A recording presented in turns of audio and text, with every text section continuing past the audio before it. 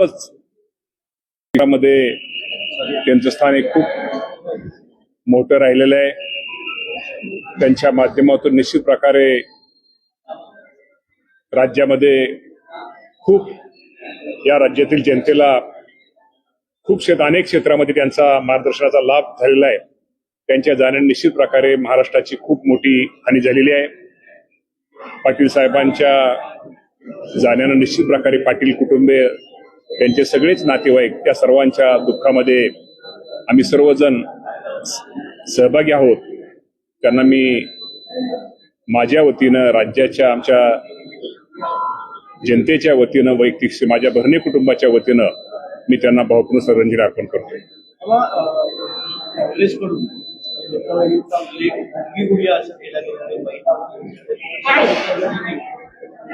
निश्चित प्रकारे ज्यांनी कुणी असा उल्लेख केला असेल त्यांचा पहिल्यांदा मी निषेध व्यक्त करतो।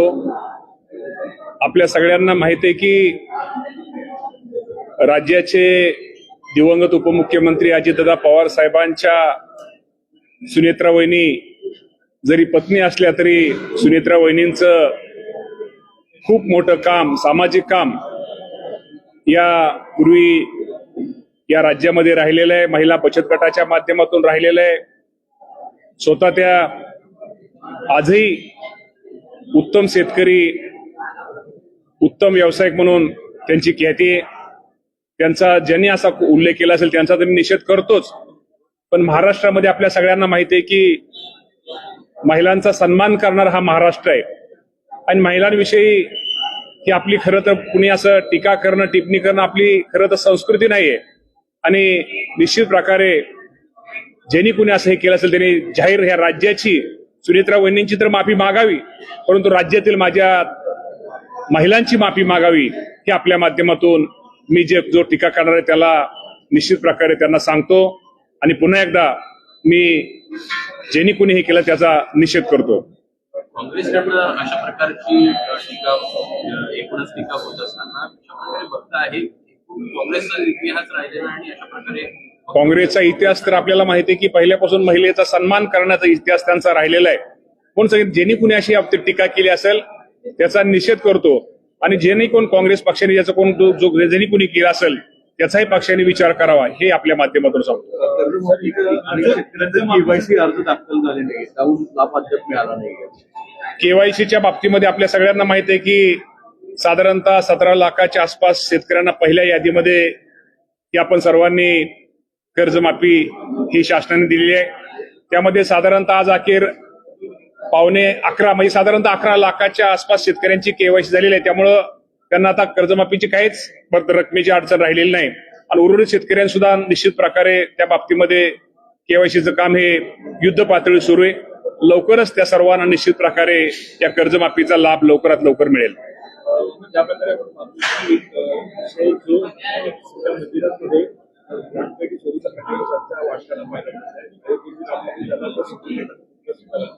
सीआयडीकडे आता मागणी केली या सगळ्या संदर्भात 100% आपल्याला माहिती आहे की आपण कुठल्याही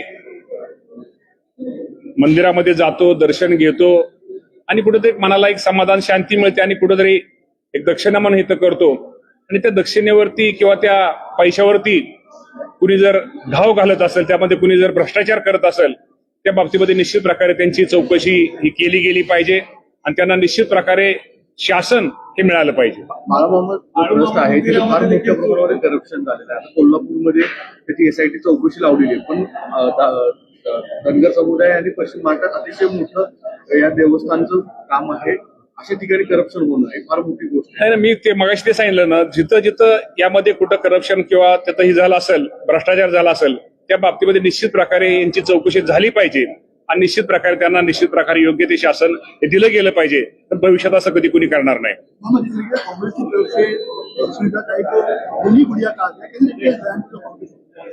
नहीं, ये तो आपको मालूम है कि सुनेत्रा वहिनी पवार दिवंगत नेता, हमारे नेता अजितदादा पवार साहब की पत्नी है और उनका कार्य तो आपको सबको मालूम है कि वो पत्नी तो थी लेकिन उनका कार्य भी महिला बचत गट हो, उधर सामाजिक संस्था में उनका काम तो बहुत पहले अच्छा रहा है।